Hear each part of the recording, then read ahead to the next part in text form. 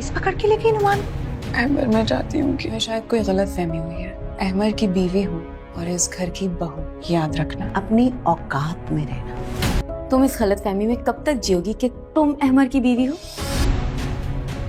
जी rice भाई, जितना जल्दी हो सके नफीस भाई को जायदाद से आग कर दें। मुझे तलाक दी दो। मैंने तुम्हें इस घर में सिर्फ रहने की जगह। नाज़रीन, आप देखेंगे कि अहमर और गुल को हंसता हुआ देखते हुए उसकी माँ को बहुत गुस्सा आ जाता है, और उसकी माँ जब देखती है कि अहमर और गुल बहुत ही खुश हैं और तैयार खुशी रहती है तो उससे कहती है कि इतनी खुश क्यों हो बेटा, तुम जानती नहीं हो कि मैंने तुम्हें सिर्फ यहाँ रहने की जगह दी है, ये नहीं कहा कि तुम यहाँ पर मालकन बनकर घूमती रहो ऐसे तैयार होकर। तो इस पर आगे से गुल कहती है कि क्या हुआ आंटी? वो कहती है कि जो हुआ तुम जानती हो, अपनी औकात में रहो, अपनी औकात से बाहर मत निकलो। ये कहकर वो वहाँ से चली जाती है और गुल यहाँ पर रोना शुरू हो जाती है। गुल कहती है हुआ क्या है? वो जब अपने बेटे के पास जाती है, बैठी हुई होती है, तो ऊपर से उसकी नंद आ जाती है और अहमर की बहन आ जाती है। जब अहमर की बहन उसे कहती है कि आज तो तुम बड़ी तैयार और बड़ी खुश लग रही हो,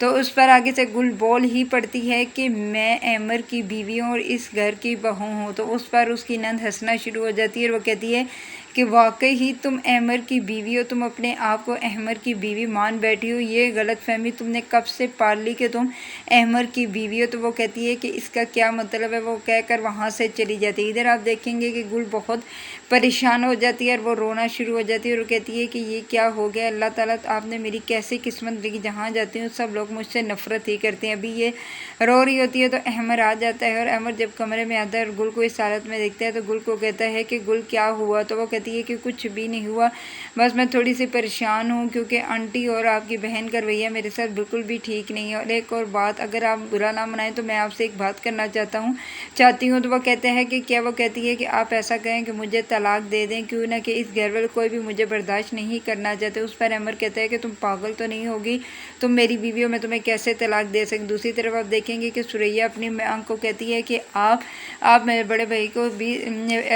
जदाई से आग कर दें ताकि फिर पिंकी को पता चले वो कैसे हर चीज़ पर